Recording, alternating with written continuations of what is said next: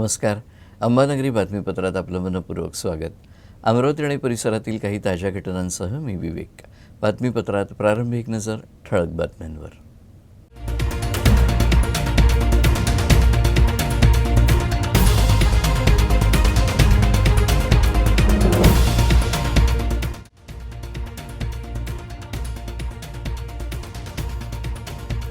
Amravati Pune Amravati ST साठी ठरले लाभदायी. 182 फेऱ्यांमधून 38 लाखांचं उत्पन्न.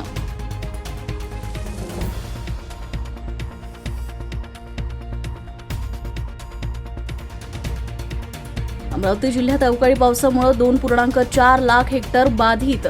610 जनावरांचा मृत्यू. काही भागात पंचनामे सुरू. मात्र मोर्शी तालुक्याच्या तळेगावमध्ये पंचनामे सुरू न झाल्यानं शेतकऱ्यांनी दिला आंदोलनाचा इशारा.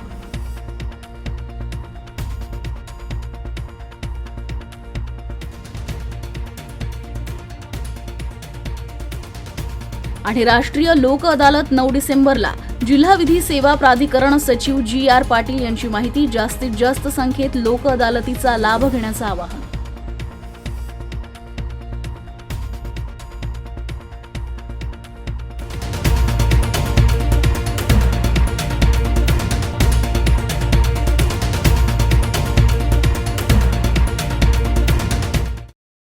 आणि आता सविस्तर वृत्त. दिवाळीच्या दिवसात महाराष्ट्र राज्य मार्ग परिवहन महामंडळाच्या अमरावती विभागानं नियमित फेऱ्यांसोबतच विशेष योजना राबवली. अमरावती विभागातर्फे तब्बल 25 बसगाड्यांची व्यवस्था करण्यात आली होती. पुणे ते अमरावती दरम्यान 182 फेऱ्यांमधून एसटी महामंडळाला 38,01,000 रुपयांचं उत्पन्न मिळालं आहे. राज्यात एसटी हीच जीवनवाहिनी असल्यानं गेल्या 10 दिवसात प्रवासी वाहतुकीतून सुमारे 200 कोटी रुपयांचा महसूल एसटी महामंडळाने मिळवला आहे. 1 ते 10 ऑक्टोबर दरम्यान राज्य परिवहन महामंडळाने 195 कोटी 7,49,000 रुपये महसूल मिळवला आहे. राज्यातील 6 एसटी प्रदेशांमध्ये बाजी मारणाऱ्या पुणे प्रदेशानं 10 दिवसात 47 कोटी 71 लाख रुपयांचा महसूल मिळवला आहे. त्यापाठोपाठ छत्रपती संभाजीनगर प्रदेश 39 कोटी 22 लाख रुपये, नाशिक प्रदेश 36 कोटी 83 लाख रुपये, मुंबई 32 कोटी 18 लाख रुपये, अमरावती 20 कोटी 86 लाख रुपये यांचा क्रमांक आहे. सर्वात कमी 18 कोटी 25 लाख रुपये महसूल नागपूर विभागानं मिळवला आहे.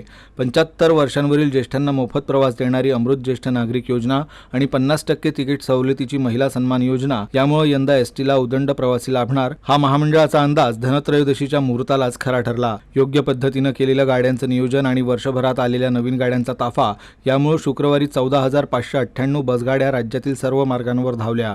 या एका दिवसात राज्य परिवहन महामंडळानं 27 कोटी 61 लाख 49,000 रुपयांचा महसूल मिळवला आहे. एसटीच्या यांत्रिक कर्मचाऱ्यांसह चालक वाहक आणि सर्व वर्गातील कर्मचाऱ्यांमुळे हा पल्ला गाठता आला. गाड्यांची देखभाल, दुरुस्ती, योग्य नियोजन, शिस्तबद्ध अंमलबजावणीमुळे हे शक्य झालं आहे. दिवाळीच्या प्रवासासाठी प्रवाशांनी एसटीवर विश्वास दाखवला. त्यासाठी सर्व प्रवाशांचं एसटी महामंडळानं आभार मानले आहेत. अवकाळी पावसामुळे अमरावती जिल्ह्यातील मोर्शी तालुक्यातील तळेगाव, धामणगाव, विचोरी, विष्णोरा आणि पोरगव्हाण इथल्या शेतकऱ्यांचं मोठ्या प्रमाणात शेती पिकांचं नुकसान झालं आहे. मात्र शासनानं अद्याप कोणतीही उपाययोजना किंवा झालेल्या नुकसानीचे पंचनामे केले नसल्यानं शेतकरी आक्रमक झाले आहेत. यातच अमरावती जिल्ह्याच्या मोर्शी तालुक्यातील तळेगाव येथील शेतकऱ्यांनी आंदोलनाचा इशारा दिला आहे. गेल्या 2 ते 3 दिवसांपासून सुरू असलेल्या अवकाळी पावसामुळे अमरावती जिल्ह्यातील मोर्शी तालुक्यातील तळेगाव, धामणगाव, विचोरी, विष्णोरा आणि पोरगव्हाण येथील शेतकऱ्यांचं मोठ्या प्रमाणात नुकसान झालं आहे. परंतु अजूनपर्यंत शासनानं कोणतीही उपाययोजना किंवा झालेल्या नुकसानीचे पंचनामे केले नसल्यानं परिसरातील शेतकरी संतापले आहे. अवकाळी पावसामुळे तूर, कापूस इत्यादी पिकांचं मोठ्या प्रमाणात नुकसान झालं असून शेतकऱ्यांना नुकसान भरपाई मिळावी अशी मागणी मोर्शी तालुक्यातील तळेगाव येथील सरपंच, उपसरपंच आणि शेतकऱ्यांनी केली आहे. याआधी सुद्धा अतिवृष्टीमुळे परिसरातील शेतकऱ्यांचं मोठ्या प्रमाणात नुकसान झालं होतं. परंतु त्या नुकसानीची भरपाई अजूनपर्यंत मिळाली नसून दुसऱ्या आसमानी संकट कोसळले. आता या अवकाळी पावसानं झालेल्या नुकसानीचा तात्काळ पंचनामा करून नुकसान भरपाई देण्यात यावी, अन्यथा आंदोलनाचा इशारा यावेळी देण्यात आला. कोंब फुटलेले आहे, अक्षरशः या कापसाला कोंब फुटले आहे. त्यामुळे या शेतकऱ्याचा हा जवळपास एकरी 4 ते 5 क्विंटल जो कापूस येणार होता हा पूर्ण वाया गेलेला आहे. अमरावती विभागात झालेल्या अवकाळी पावसानं 2,03,764 हेक्टरमधील पिकांना फटका बसला आहे. एकूण 610 जनावरांचा मृत्यू झाला असून 140 घरांची पडझड झाली आहे. या बाधित क्षेत्राचे पंचनामे आता सुरू झाले आहेत. या आपत्तीत 4 दिवसात 610 शेळ्या मेंढ्यांसह बैलांचा देखील मृत्यू झाला. यामध्ये 26 नोव्हेंबरला 185 शेळ्या आणि मेंढ्या, 27ला 244, 28ला 130 आणि 29 नोव्हेंबरला 51 जनावरांचा मृत्यू झाला आहे. याशिवाय अवकाळीच्या 4 दिवसात 140 घरांची पडझड झाली आहे. यामध्ये 26 नोव्हेंबरला 53, 27ला 22, 28ला 26 आणि 29 नोव्हेंबरला 26 घरांची पडझड झाल्याचा विभागीय आयुक्त कार्यालयाचा प्राथमिक अहवाल आहे. अवकाळीमुळे 4 दिवसात 2,03,764 हेक्टरमधील कपाशी, तूर, हरभरा, फळपिके, भाजीपाला, कांदा, संत्रा, केळी आदी पिकांचं मोठ्या प्रमाणात नुकसान झालं. सर्वोच्च न्यायालयानं महापालिका क्षेत्रातील सर्व दुकानांवरील नामफलक मराठी भाषेत असावे असे निर्देश दिले आहेत. यासाठी अमरावती महानगरपालिकेच्या बाजार परवाना विभागानं शहरातील 198 दुकानांना तिसऱ्या दिवशी नोटिसा बजावल्या. नोटीसची संख्या वाढणार असल्याचं विभागातर्फे सांगण्यात आलं आहे. अमरावती महानगरपालिका हद्दीतील सर्व आस्थापना आणि दुकानदारांना महाराष्ट्र दुकाने आणि आस्थापना अधिनियम 2017 अन्वये नामफलक हे मराठी देवनागरी लिपीत लावणं आणि ते प्रारंभी लिहिणं आवश्यक आहे. तसेच मराठी भाषेतील नामफलकावरील अक्षरांचा आकार हा इतर भाषेतील अक्षरांच्या आकारांपेक्षा लहान असू नये असे आदेशात नमूद करण्यात आले आहे. त्यावर मनपा प्रशासनानं कुठल्याही प्रकारची कारवाई केली नव्हती. 25 नोव्हेंबर ही अंतिम तिथी असताना सुद्धा नामफलक बदलवण्यात आले नाही. या संदर्भात मनसेतर्फे होत असलेले आंदोलन बघता याची दखल घेत शहरातील 198 दुकानदारांना नामफलक बदलण्याची तात्काळ कारवाई करण्यास बजावले आहे. बाजारपेठ परवाना विभागाकडून या संदर्भात 5 झोनमध्ये 5 टीम तयार करण्यात आल्या असून प्रत्येक टीम ही मार्केटमध्ये सर्वे करून त्याच ठिकाणी संबंधित आस्थापना आणि संचालकांना नोटीस देण्याची कारवाई करत आहे. राष्ट्रीय विधी सेवा प्राधिकरण नवी दिल्ली आणि महाराष्ट्र राज्य विधी सेवा प्राधिकरणाच्या निर्देशानुसार येत्या 9 डिसेंबर रोजी राष्ट्रीय लोक अदालतीचं आयोजन करण्यात आलं आहे. याचा जास्तीत जास्त लोकांनी लाभ घ्यावा असं आवाहन करण्यात आलं आहे. राष्ट्रीय विधी सेवा प्राधिकरण नवी दिल्ली आणि महाराष्ट्र राज्य विधी सेवा प्राधिकरण उच्च न्यायालय मुंबईच्या निर्देशानुसार प्रमुख जिल्हा व सत्र न्यायाधीश MR देशपांडे यांच्या मार्गदर्शनाखाली 9 डिसेंबरला सकाळी 10:30 वाजता जिल्हा विधी सेवा प्राधिकरण अमरावती, जिल्हा वकील संघ यांच्या संयुक्त विद्यमानं जिल्हा न्यायालय अमरावती इथं तसेच अमरावती जिल्ह्यातील सर्व तालुका न्यायालय, कामगार न्यायालय आणि औद्योगिक न्यायालय, कौटुंबिक न्यायालय, ग्राहक तक्रार निवारण मंच आणि इतर सर्व न्यायालय इथं राष्ट्रीय लोक अदालतीचं आयोजन करण्यात आलं आहे. लोक अदालतीत न्यायालयात प्रलंबित असलेले तडजोडीस पात्र दिवाणी आणि फौजदारी प्रकरणे, मोटार अपघात नुकसान भरपाई प्रकरणे, भू अर्जन मामल्याची प्रकरणे, महसुली प्रकरणे, वैवाहिक संबंधित वाद प्रकरणे, बँका आणि अन्य वित्तीय संस्थेचे नुकसान आणि वसुली प्रकरणे आणि तडजोडीस पात्र असणारी सर्व प्रलंबित आणि दाखलपूर्व प्रकरणे आपसी तडजोडीनं निकाली निघणार आहे. लोक अदालतीत वाद मिटवण्यासाठी न्यायाधीश, तज्ज्ञ, वकील आणि सामाजिक कार्यकर्ते यांचे मंडळ पक्षकारांसह मदत करेल. तसेच लोक अदालतीत प्रकरण ठेवण्यासाठी कोणत्याही प्रकारचे शुल्क भरावे लागणार नाही आणि लोक अदालतीच्या निवाड्याविरुद्ध अपील नसल्यानं वाद कायमचा मिटतो. न्यायालयाच्या हुकुमनाम्याप्रमाणे लोक अदालतीत निवाड्याची अंमलबजावणी न्यायालयामार्फत करण्यात येते. खटल्यांमध्ये साक्षी पुरावा, उलट तपासणी, दीर्घ युक्तिवाद ही बाब टाळल्या जातात. लोक अदालतीत वाद मिटल्यानं वेळेची आणि पैशांची बचत होते. या संदर्भात अधिक माहिती देताना अमरावती जिल्हा विधी सेवा प्राधिकरणचे सचिव GR पाटील यांनी अधिक माहिती दिली.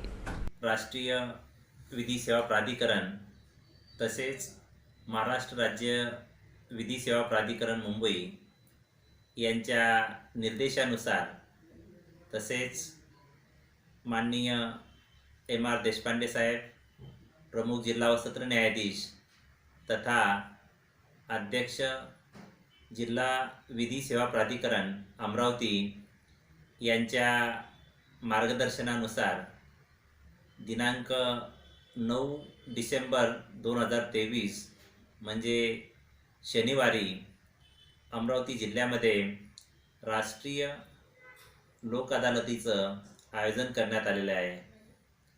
या राष्ट्रीय लोक अदालतमध्ये ज्यांची प्रकरणे न्यायालयात प्रलंबित आहेत तसेच जी प्रकरणे वादपूर्व आहेत आणि ती तडजोड योग्य आहेत असे प्रकरणं या येणाऱ्या लोक अदालतमध्ये तडजोडीसाठी ठेवण्यात येणार आहे. यानंतरच्या बातम्या थोड्याच वेळात. Gold silver update.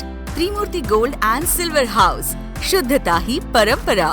गोल्ड एवं सिल्वर के निर्माता एवं विक्रेता 1968 से आपकी सेवा में। हमारा पता सराफा बाजार, अमरावती।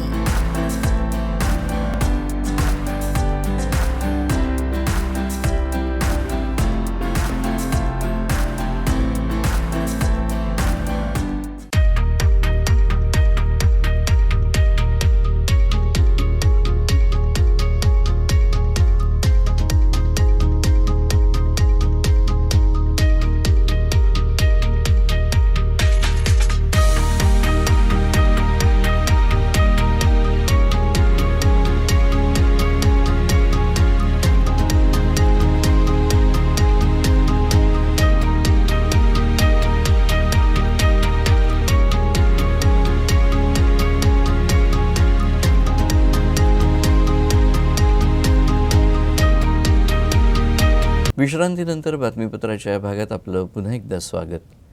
आपल्याकडे आडनावावरून लगेच त्या व्यक्तीची जात आणि प्रांत शोधण्याची आणि नंतर ट्रोल करण्याची परंपरा सुरू आहे.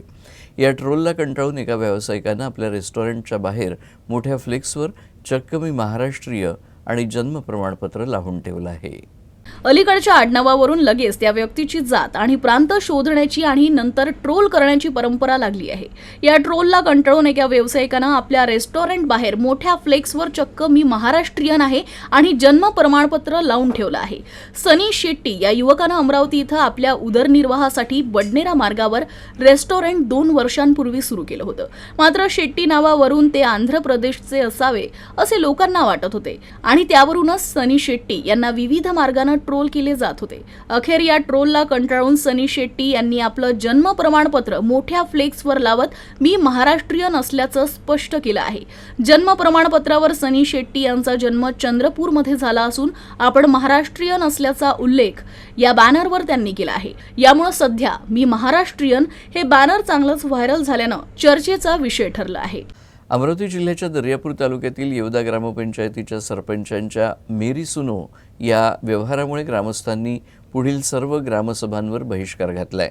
नागरिकांच्या समस्यांचं निवारण होत नाही तोपर्यंत ग्रामपंचायतीनं कोणतीही सभा घेऊ नये असा ठराव या ग्रामस्थांनी ग्रामसभेत पारित केला आहे.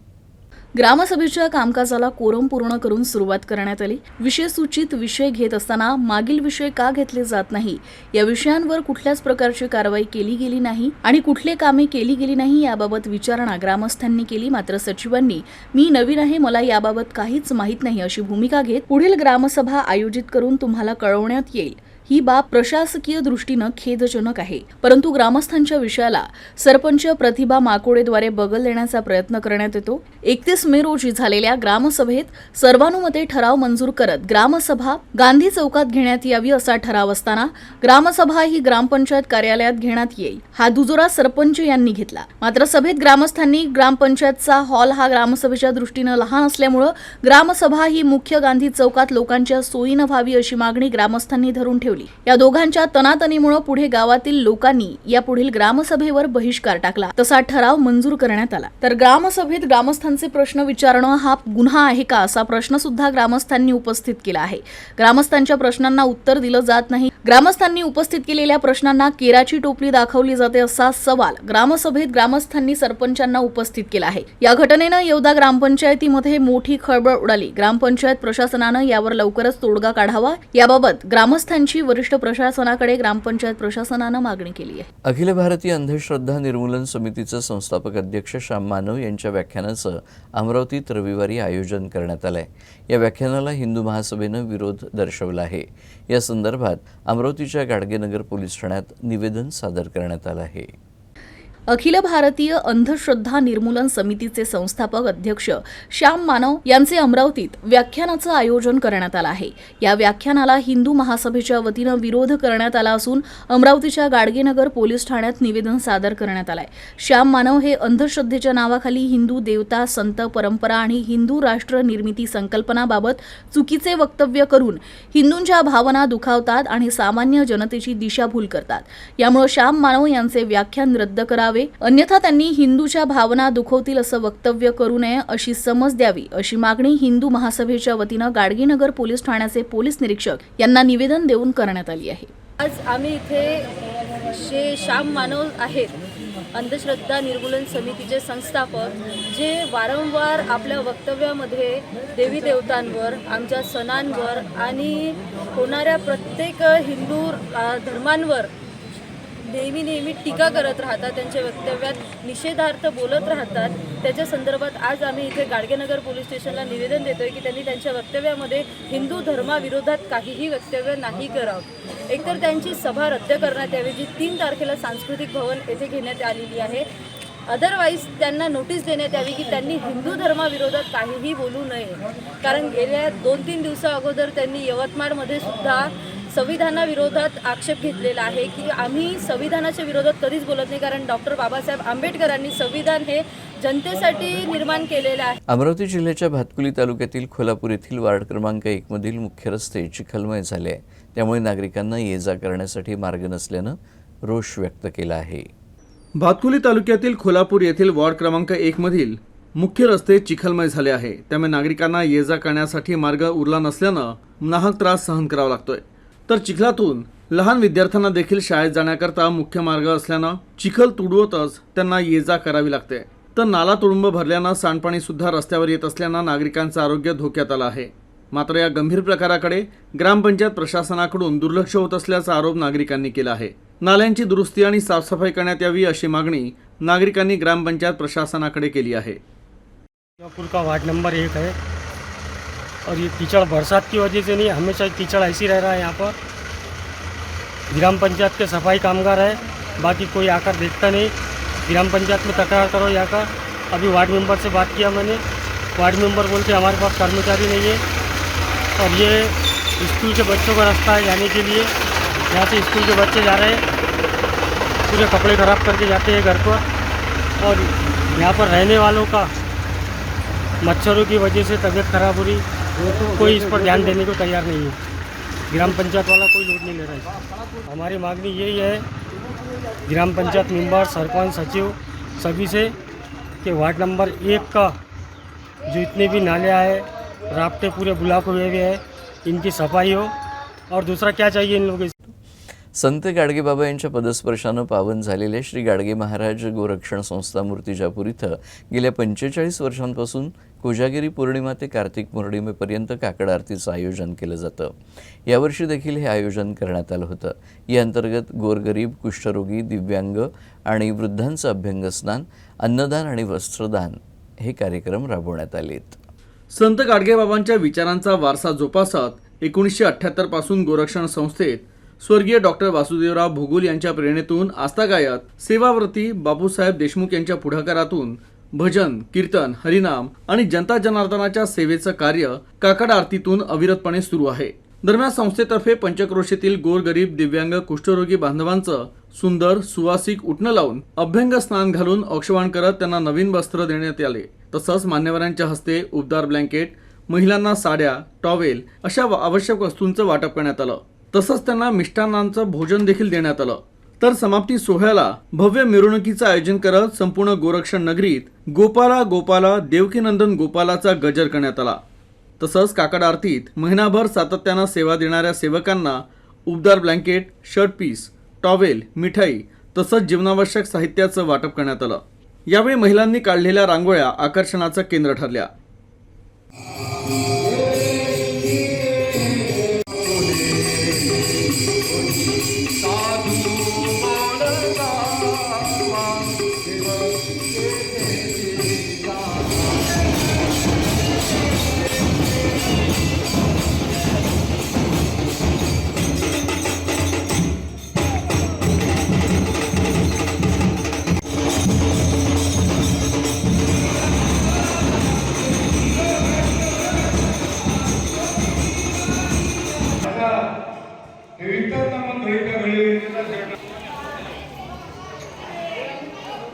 गुरु बैठे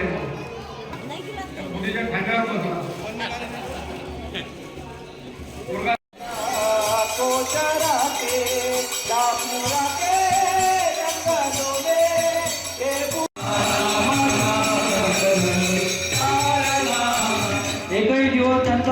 खंड न पडता दररोज तक्रारी झाल्या आणि सुंदर पावली करतात.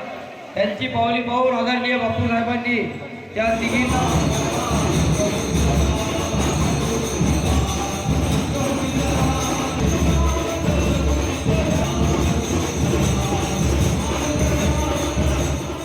शेवटी पुन्हा एकदा ठळक बातम्या.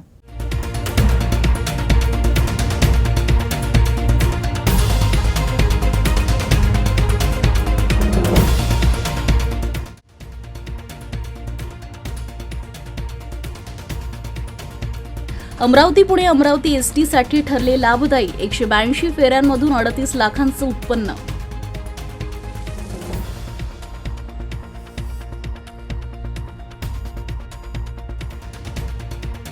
अमरावती जिल्ह्यात अवकाळी पावसामुळे 2.4 लाख हेक्टर बाधित, 610 जनावरांचा मृत्यू, काही भागात पंचनामे सुरू. मात्र मोर्शी तालुक्याच्या तळेगावमध्ये पंचनामे सुरू न झाल्यानं शेतकऱ्यांनी दिला आंदोलनाचा इशारा.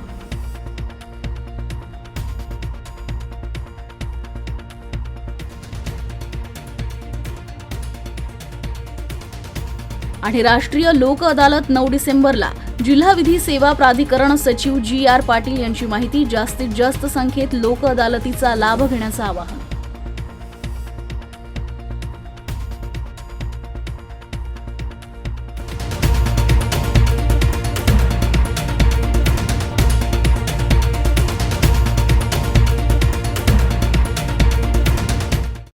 याबरोबरच हे बातमीपत्र संपलं. पुन्हा भेटूया पुढच्या बातमीपत्रात. तोपर्यंत नमस्कार.